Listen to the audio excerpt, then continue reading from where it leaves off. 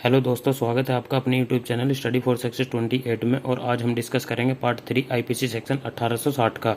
आइए स्टार्ट करते हैं अध्याय 15 से। धर्म से संबंधित अपराध के बारे में अध्याय 15 में बताया गया है और इसमें धाराएं आती हैं धारा 295 से लेकर 298।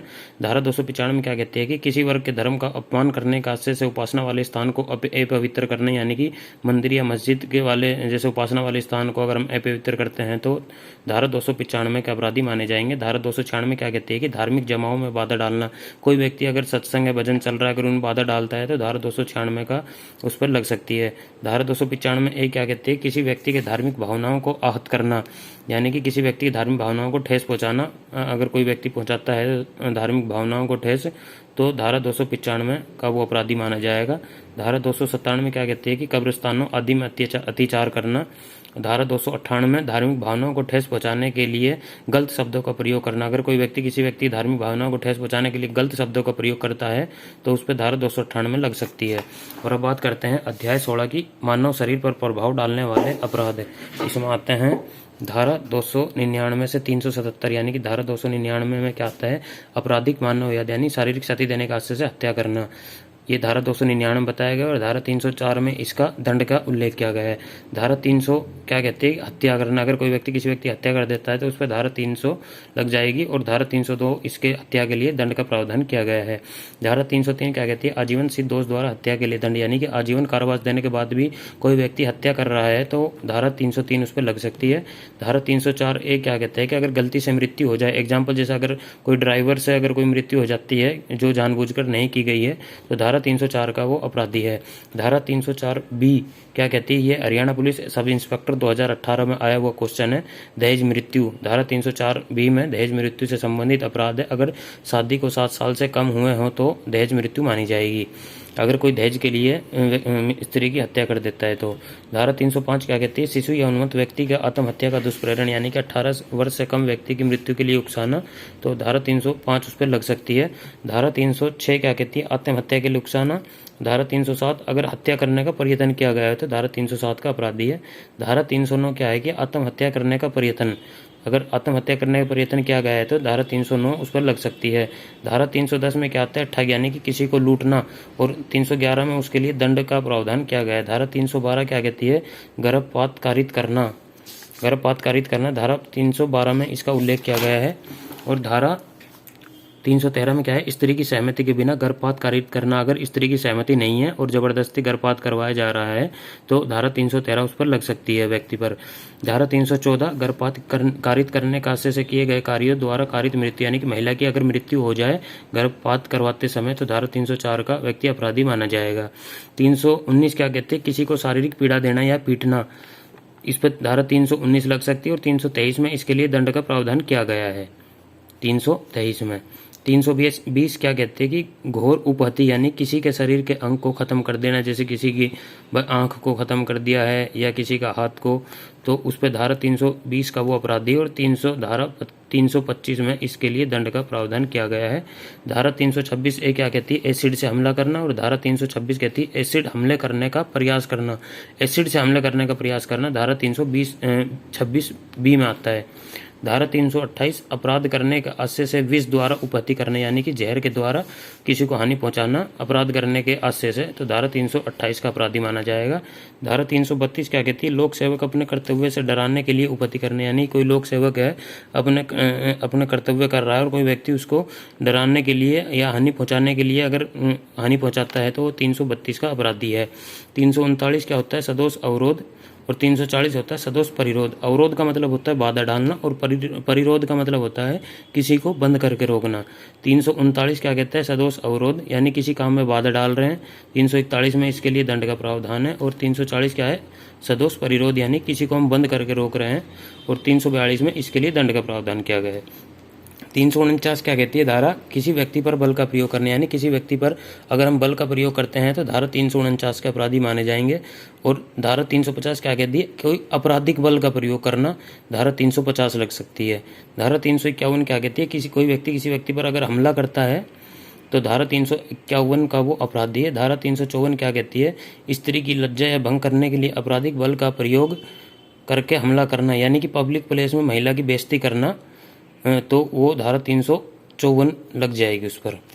धारा 354A क्या कहती है, यानी यौन उत्पीड़न के लिए जबरदस्ती करना धारा 354A में आता है। धारा 354B में क्या आता है कि कोई व्यक्ति अगर महिला के वस्त्र फाड़ता है तो धारा 354B का वो अपराधी है। धारा 354C में क्या आता है, महिला की अश्लील तस्वीर लेना, यानी कि कोई व्यक्ति अगर महिला की अश्लील तस्वीर ले लेता है चुपके से तो 354C का वो अपराधी है। 354D में क्या आता है, महिला का पीछा करना, यानी कि वो 354D में इसकी व्याख्या की गई है। 359 क्या कहता है, व्यभिचारण करना। एक होता है अपहरण करना और एक होता है व्यपहरण करना, यानी कि व्यभिचारण का मतलब है किसी को बहला कर ले जाना और अपहरण का मतलब है डरा कर धमका कर ले जाना। तो 359 में है व्यभिचारण, यानी किसी को बहला कर ले जाना, और 363 में इसके लिए दंड दिया गया, यानी कि 16 या 18 वर्ष से अगर कम को व्यक्ति को अगर कोई भगा कर ले जा रहा है या स्त्री को कोई लड़की को भगा कर ले जा रहा है तो उस पर धारा 359 लग जाएगी और 363 में इसके लिए दंड है।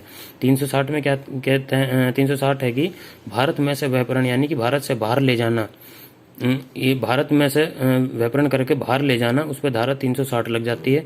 धारा 361 क्या कहती है, विधिपूर्ण संरक्षण में से व्यभिचारण, यानी कि अगर कानून के फैसले के बाद भी व्यभिचारण कर रहे हैं, जैसे मान लो स्त्री और पुरुष हैं और डिवोर्स हो चुका है, अगर कानून ने फैसला सुना दिया कि भाई बच्चे स्त्री के पास रहेंगे या पुरुष के पास रहेंगे और उनको अगर कानून के फैसले के बाद भी अगर पिता उनका व्यभिचारण कर रहा है तो धारा 361 का वो अपराधी है। धारा 362 में आता है अपहरण, यानी कि डराकर धमकाकर ले जाना। धारा 363A में आता है भीख मंगवाने के लिए विकलांग बनाना। अगर कोई व्यक्ति किसी को भीख मंगवाने के लिए विकलांग बना दे तो उस पर धारा 363A का वो अपराधी है। और धारा 364 हत्या करने के लिए व्यभिचारण या अपहरण, यानी कि हत्या करने का आशय से किसी का व्यभिचारण कर रहा है या अपहरण कर रहा है तो धारा 364 का वो अपराधी माना जाएगा। धारा 364A क्या कहती है, फिरौती करने के लिए व्यभिचारण, यानी कि फिरौती करने के लिए अगर व्यभिचारण या बहलाकर चुपका कर ले जा रहा है तो धारा 364 का अपराधी है। धारा 365 क्या कहती है, किसी व्यक्ति का गुप्त तरीके से सदोष परिरोध करने के लिए व्यभिचारण या अपहरण, यानी कि इसमें धारा 365 में इसका उल्लेख किया गया है। धारा 366 क्या कहती है, विवाह करने के लिए किसी स्त्री को व्यभिचारण या अपहरण, यानी कि विवाह करने के लिए किसी का अपहरण कर लिया या व्यभिचारण कर लिया तो धारा 366 का वो अपराधी है। धारा 366 क्या कहती है, 18 वर्ष से कम लड़की का अपमान, अगर लड़की की आयु 18 वर्ष से कम है और अगर उसका अपमान कर रहा है कोई व्यक्ति तो धारा 366A का वो अपराधी है। धारा 366 भी क्या है, विदेश से लड़की का आयात करना, यानी 21 वर्ष से कम लड़की का विदेश से आयात करना धारा 366B में आता है। धारा 367 क्या कहते हैं, किसी को दास बनाने के उद्देश्य से व्यभिचारण, यानी कि किसी व्यक्ति को दास बनाने के उद्देश्य से अगर हम व्यभिचारण या अपहरण करते हैं तो धारा 367 के अपराधी हैं। धारा 370 क्या कहती है, दास बनाने के लिए किसी व्यक्ति को खरीदना, अगर हम कोई व्यक्ति को दास बनाने के लिए व्यक्ति को खरीद रहे हैं तो धारा 370 लग सकती है। धारा 371 क्या कहती है कि दासों के साथ गलत व्यवहार करना, ये धारा 371 में बताया गया है। धारा 372 में क्या आता है, वेश्यावृत्ति कराने के लिए बेचना, यानी कि 18 वर्ष से कम लड़की की उम्र है, अगर वेश्यावृत्ति कराने के लिए बेच रहे हैं या फिर उसको खरीद रहे हैं, क्योंकि बेचने वाला भी दोषी माना जाएगा और खरीदने वाला भी माना जाएगा। बेचने वाले पर 372 धारा लग सकती है और खरीदने वाले पर 373 धारा लग सकती है। 375 में आता है रेप और 376 में रेप के लिए दंड के इसकी व्याख्या की गई है। 376A में क्या कहती है कि पीड़ित है कि अगर रेप कर दिया किसी व्यक्ति ने महिला का, अगर उसकी मृत्यु हो जाती है तो 376 भी धारा उस पर लग जाएगी। 376B में क्या कहती है, अगर पति पत्नी अलग करने के बाद भी पत्नी के साथ संभोग करना, यानी कि अगर पति पत्नी कानून के फैसले के बाद भी अलग हैं और अगर पति उनके साथ संभोग करता है तो धारा 376B का वो दोषी माना जाएगा। धारा 376C क्या कहती है, प्राधिकरण द्वारा व्यक्ति का मैथुन, यानी कि अगर जेल में बंद व्यक्तियों के साथ अगर कोई अधिकारी कुछ गलत करते हैं तो उन पर धारा 376C लग जाएगी। धारा 376D में क्या कहती है, गैंग रेप, यानी कि अस्पताल के प्रबंधक या कर्मचारी द्वारा उस अस्पताल में किसी स्त्री के साथ संभोग करते हैं जबरदस्ती तो धारा 376D के अपराधी माने जाएंगे। धारा 376E क्या कहती है, जो बार बार एक अपराध कर रहा हो, यानी कि बार बार वही अपराध कर जा रहा है तो उस पर धारा 376E लग जाएगी। और धारा 377 क्या कहती है कि प्रकृति के विरुद्ध अगर कोई अपराध कर रहा है तो वो धारा 370 का दोषी माना जाएगा। तो गाइज, ये आज हमने अध्याय 16 तक कंप्लीट किया है आईपीसी सेक्शन का। जैसा आपको पता है कि हरियाणा पुलिस का पेपर भी अब आने वाला है, 2-3 दिन पहले न्यूज़ में भी आया हुआ था कि एग्ज़ाम हो सकते हैं अगस्त में, तो इसलिए नोट्स बनाते चलें और साथ साथ इनको याद भी करते चलें। Thank you guys.